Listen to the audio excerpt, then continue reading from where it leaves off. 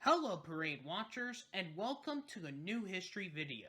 Today we'll be looking into the official superhero of the Macy's parade during 1940 to the late 80s, which is DC's Man of Steel superhero, Superman, for his appearance as a giant balloon in the Macy's Thanksgiving Day parade.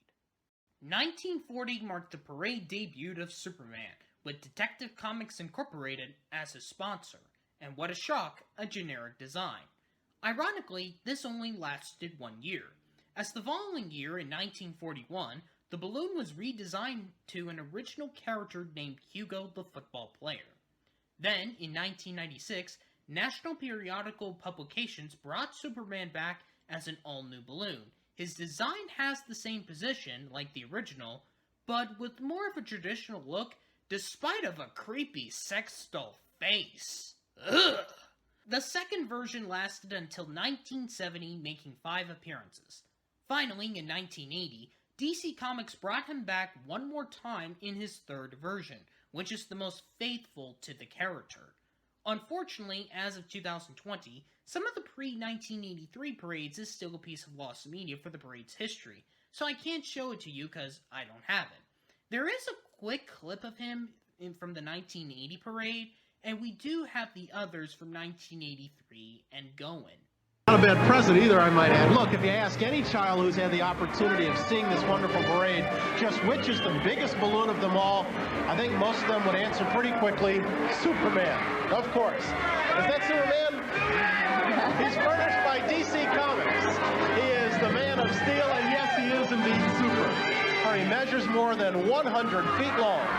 He's really something to see flying overhead on this Thanksgiving morning.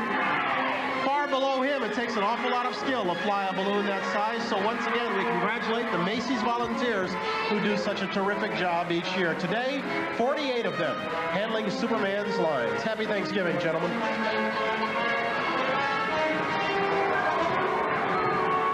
And coming in behind Supadoop from Canada, the sounds of bagpipes, a sword dance. And well, here are 2 young Canadians to tell you all about it. Andrew Poole, who's a drum major, and Janet McLaren, manager.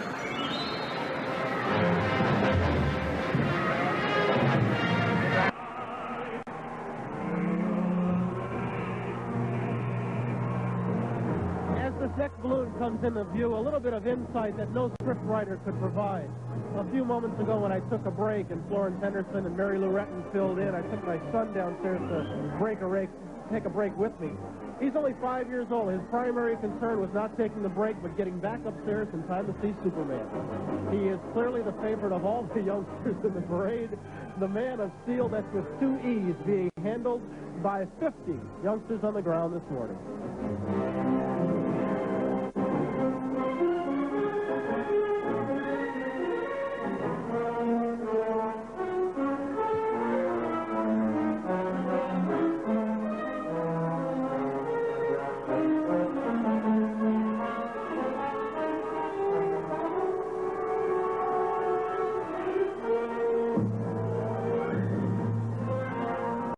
For 1985, when he was about to start, he was punctured by a tree which gave him a massive tear and couldn't start the parade. As for the parade's broadcast on NBC, when a balloon does not reach Herald Square, NBC shows either a test flight footage if it's the balloon's debut, or show a previous year when the balloon was at Herald Square. Yeah, you know what it is, I've said it so many times. For Superman, they didn't even talk about him. Not even the host of the broadcast, Pat Sajak. This is probably because could be due to time restrictions. He also got another accident in 1986, but unlike the previous year, he managed to survive. What happened is when he was turning to the parade starting line on 77th Street in Central Park West, his left arm got a rip, with the addition of his left leg and cape. Even his left hand fell apart with the arm when he continued the route. Right now, coming from DC Comics, the Man of Steel himself. The slightly injured Superman. All right, so it's not steel. Okay, he's a pretty strong guy. Actually, if he were made of steel at 104 feet in length and 35 feet wide, I don't think you'd find even the bravest of Macy's volunteers willing to walk underneath him. Fortunately, He has chosen helium as his Thanksgiving breakfast, and his basic weight is just about 550 pounds. So this morning he's able to fly with the best of them, and his balloon handlers can breathe a little easier. He's doing his best on one wing, and I think we should pay tribute to him.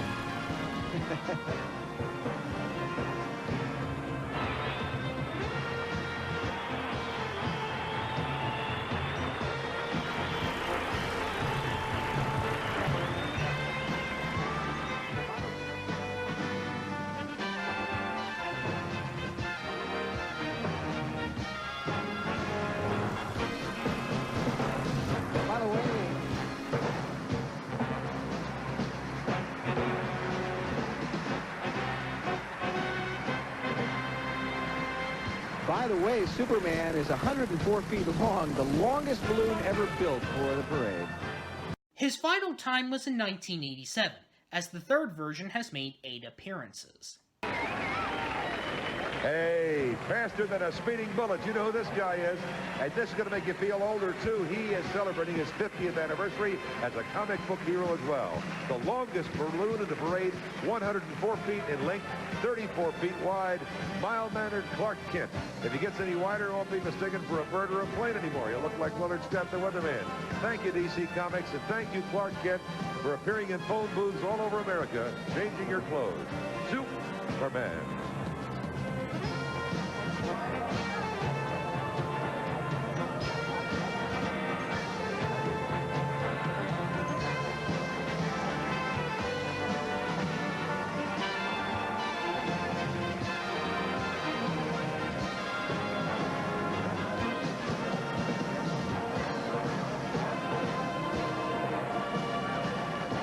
The new Snoopy balloon skates down Broadway. Elena Reed of 227 and Mama's boy Bruce Whites join the parade when we come back. In total, Superman has made 15 appearances. That same year in 1987, that's when DC's competitor took over the position of the parade's superhero balloon for the late 80s to the early 2010s. And yeah, the only year that Superman and Spider-Man participated as giant balloons in the same year. And yes, I already talked about Spider-Man as the Season 2 finale, and even topped Superman with more appearances. But who do you think will be the next parade superhero balloon, or a new version of our previous two?